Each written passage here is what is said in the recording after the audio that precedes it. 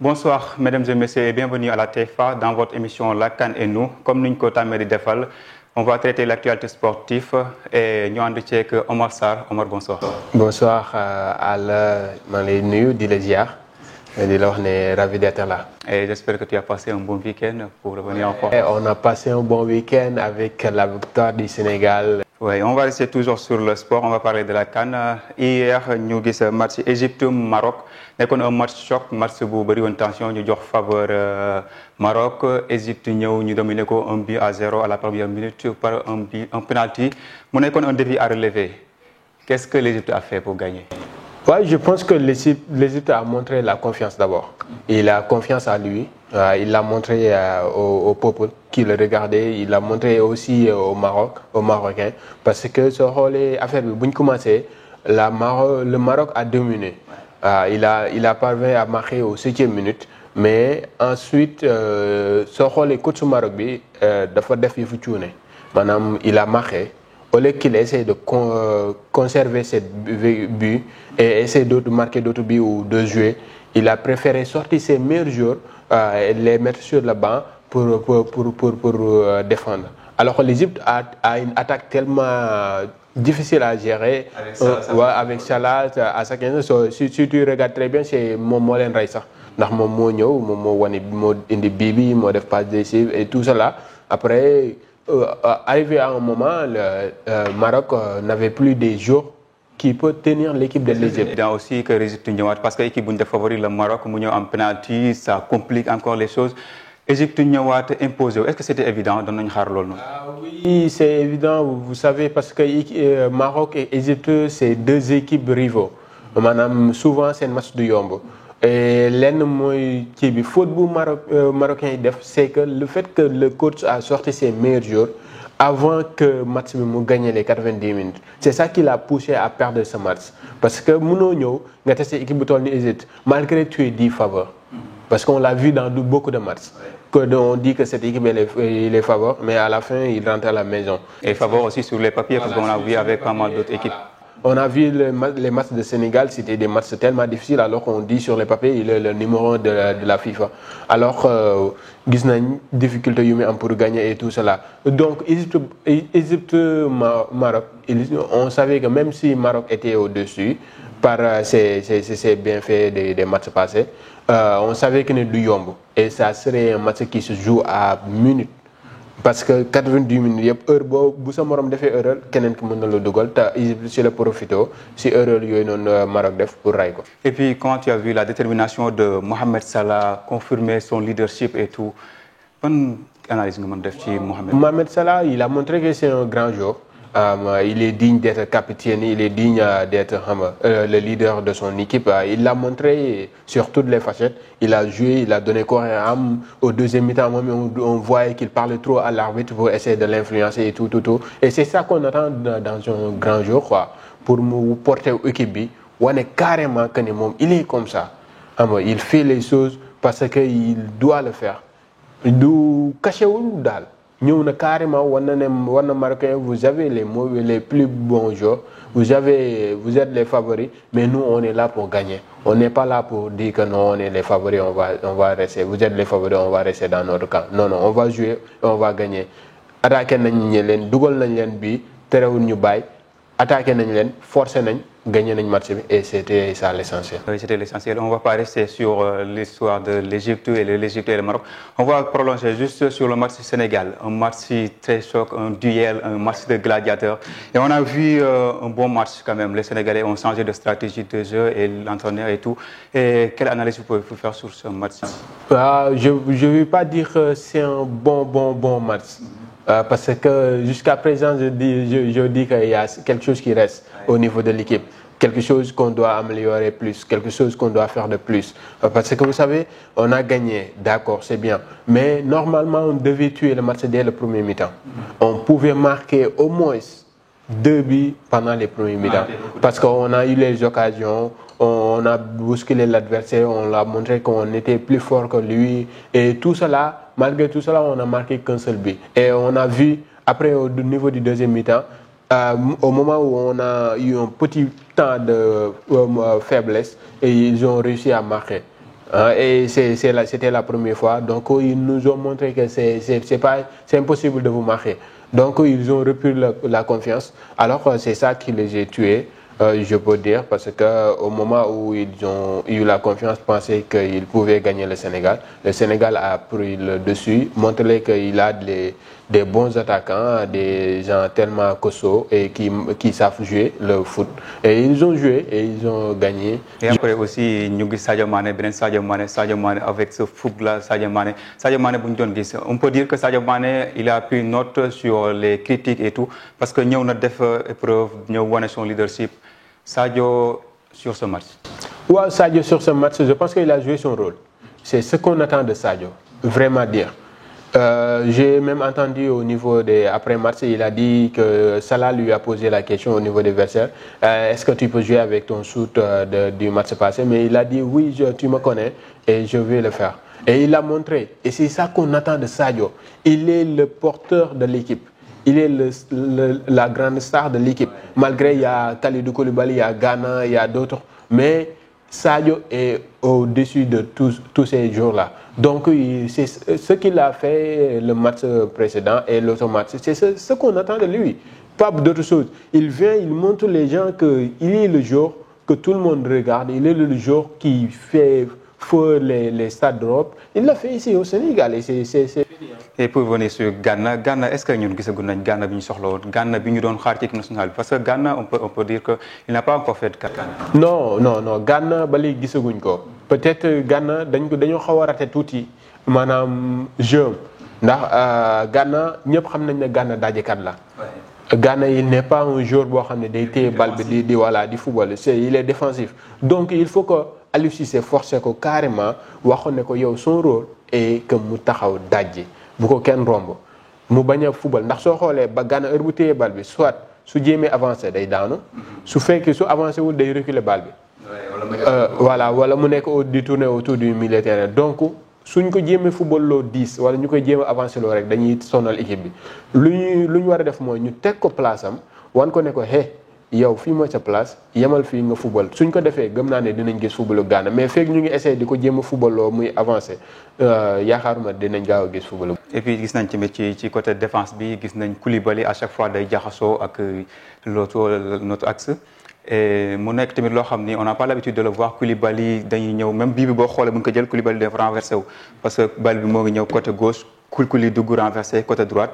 À la fin, nous avons éliminé Balbedougou. Beaucoup de critiques se font et sur son état de santé parce qu'il est resté un mois sans jouer. Donc, nous avons fait des performances. En tant que leader de l'équipe, est-ce que tu as nan lañuy def pour mu jéem changer stratégie.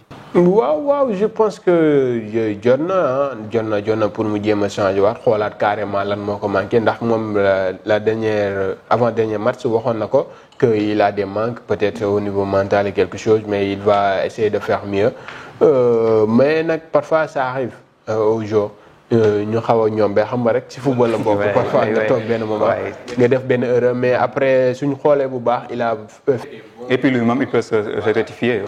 Rectifier na erreur yu bëri, il y a beaucoup d'attaques yoo xam ne il a parvenu à le récupérer. Et il fait des relances aussi parce que boo xoolee Kofian bi tamit moom moo passe Saliou Ciss def retrait pour ça ay dugal, donc il a fait un bon match malgré ces échecs là, mais dañ koy comprendre et ñu waxoo que mu gën a améliorer tuuti et gën a bàyyi xelam daal que ni il est le patron de la défense, que mu wane ne maanaam lu ñuy xaar ci moom mu wane ko carrément. Et puis à la surprise générale, Cheikh Kouyaté, l'homme aux 2 galons qui mérite d'être polygame. Et puis yaakaar naa moom moo nekk un jour bi nga xamante ne bëri na lu ñu ci wax parce que Sénégal dañuy xool en Afrique quand tu as 2 femmes on dit que tu n'as plus de physique et tout, et puis il s'est démontré dans le match dernier pendant que tout le monde dormait, il s'était à son niveau et puis il est venu confirmer.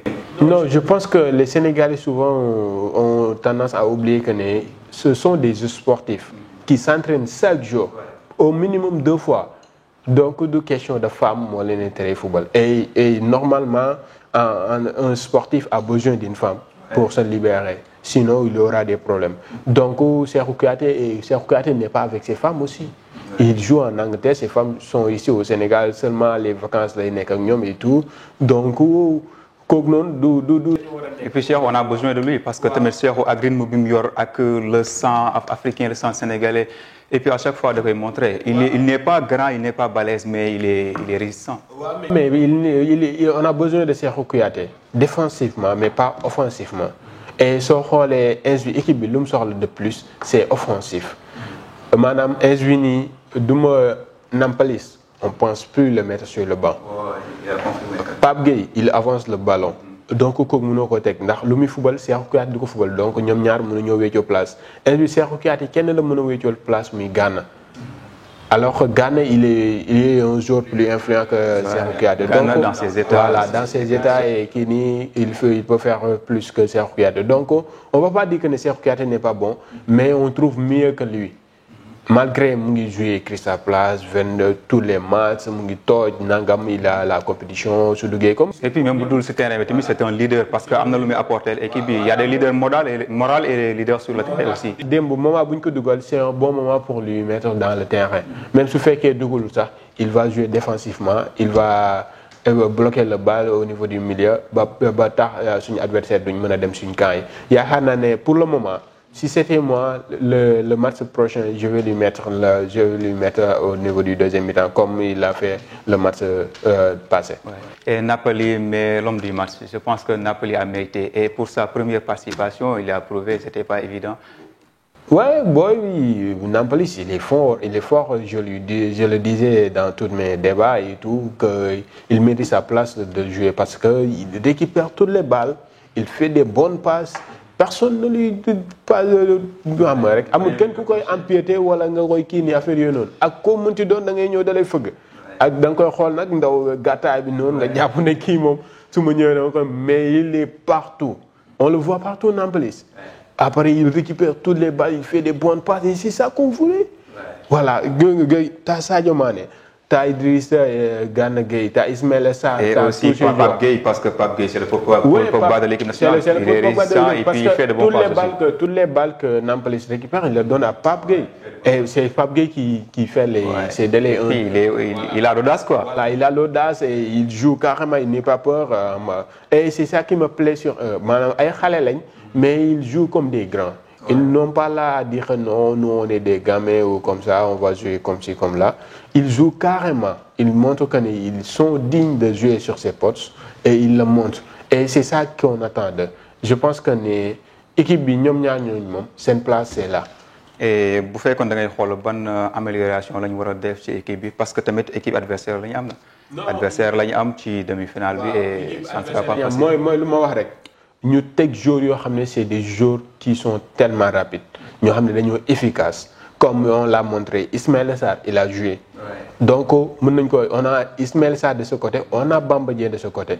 Je pense que Boulaye Dia ne mérite pas d'être... Oui, surtout Boulaye Dia. Boulaye Dia, est-ce qu'il y a un apport à chaque fois match Bidigno, je ne pense pas que Aliou Cissé est dans le contexte. Je crois carrément le Boulaye football. Parce que maintenant, Ismaïla Sarr est là, Bamba Dieng est là. Ce sont des joueurs de couloir, ils donnent de l'avantage à l'équipe et ils marquent et ils attaquent souvent. Boulaye Dia, c'est un attaquant. t'as Famara Diédhiou, il est plus bon que Boulaye Dia. Donc il faut mettre Boulaye sur le banc. Au moment où nag dem nañ ba am benn kii nii benn devance de but 2-3 xam nga mën nga koo génnee. doy ko sansam mu rey match bi. mais pour le moment nii on a besoin de Ismaïla Sarr ou de Bamba Dieng sur l'autre côté pour que bal bi mën a avancer de plus. et Sénégal aussi war a am Burkina et puis gis nañu ak seen attaque bi et tout est-ce que Sénégal am na chance ci équipe boobu noonu. waaw je dis c'est le football. ku nekk mën na gagner morom ci mais je pense que ne war nañ ko mën a dóor parce que soo xoolee Burkina matcham bi soo xoolee statistiquement suñu xoolee on est plus bon que l'équipe que Burkina a gagné au niveau du défense. Ouais. soo xoolee erreur yu gars yi def pour que Burkina am bien boobu noonu je pense pas que ne erreur défensive Sénégal bi dina ko def donc suñu xoolee bu baax yaakaar naa ne Burkina. Il peut avoir la chance de nous battre mais ça sera pas facile et ñun su fekkee montré nañ carrément suñu attaquants yi décisif nañ comme lu ñuy wax football nañ def nañ seen bopp dëggal seen bopp je pense que même premier mi-temps mën nañoo taxali ko ak Burkina. D'accord. Et Aliou Cissé dans ce match c'est on peut dire que c'est en dehors du terrain l'homme du match parce que def na changement Ismaïla Sarr doon nañ ko xaar Ismaïla Sarr ñëw prouver Cheikh Kouyaté aussi dugal est-ce qu'on peut dire que c'est le coaching gagnant?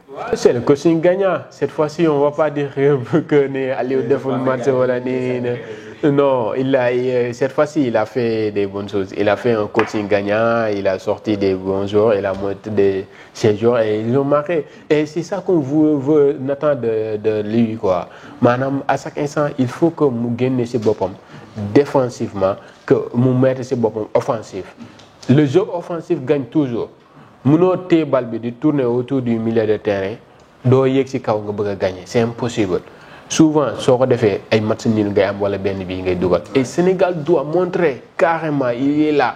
parce que tamit ci CAN bi boo xoolee même si tu es bon défensivement et boo dugalul dañ lay dugal donc il faut marquer des buts. moom laa lay wax xoolal dañoo am défense bu solide tax na ñuy kii malgré loolu noonu démb jël nañ benn bii donc suñ góorgóorloo carrément di jéem a dugal même su fekkee dinañ jël benn bii sax mën nañu am 3 wala 4 bii. donc après loolu on s'en fout que bii bu ñu jël noonu ndax soo xoolee bii démb bi amul sens. malgré jël nañ suñ premier bi mais ça compte pas parce qu'on a marqué 3 buts et on a joué le match donc c'était l'essentiel. Et le Sénégal dans ses états Sénégal Burkina Égypte Cameroun 4 équipes yooyu boo doon jox favori kan ngay jox favori. Pour le moment il y a pas de favori pour moi parce que au niveau bu ñu toll ci jeu bi il y a pas d'équipe favori da nga prouver da nga dóor ay équipe ba yegg si fii nga toll nii donc ici on va pas dire que ne lui est favori de l'autre non on va dire que ne on va jouer on a des équipes de même niveau qui vont jouer chaque équipe peut gagner l'autre donc que l'équipe qui apporte plus de buts plus de jeu plus de qui va gagner. Je pense que on revient un peu sur le match parce qu'il y a une question qui se pose c'est est-ce que Aliou Cissé tamit changement bi def c'est bien baax na dugal nañ mais est-ce que war woon a génne Gana parce que dañu gis Gana da doon nelaw à chaque fois pourquoi ñoom ñëpp moom lañ doon réclamer. à la place de Pogba Sénégal qui dit moins Pape Gueye je pense que mu génne woon Gana place Cheikhou Kouyaté foofu noonu bàyyi Pape Gueye ci terrain bi man j'aurais préféré ça que mu génne Pape Gueye ndax Pape Gueye il apporte plus. Imaginez avec attaque boobu noonu. su fa bàyyoon Pape Gueye muy servir Ismaïla Sarr je pense que on aurait marqué même. et puis moom lui-même day tenté Pape Gueye à chaque fois day yu muy door affaire yooyu moment boobu noonu adversaire bi sonn na su ko fa bàyyoon gëm naa ne 3 yu ñu marqué nii on peut avoir plus. voilà Omar maa ngi lay bàyyi nga tàggatoo. waaw ñu ngi leen di sant xam nga di leen wax ne TFA est là pour vous on est là pour analyser et dire ce qu'on pense de l'équipe nationale des joueurs et tout et les buts et c'était ça et on vous donne rendez-vous la prochaine fois. Et voilà, merci mesdames et messieurs, l'heure qui nous a été confiée est à sa fin, donc on vous donne rendez-vous dans une autre émission, La CAN et nous. Merci.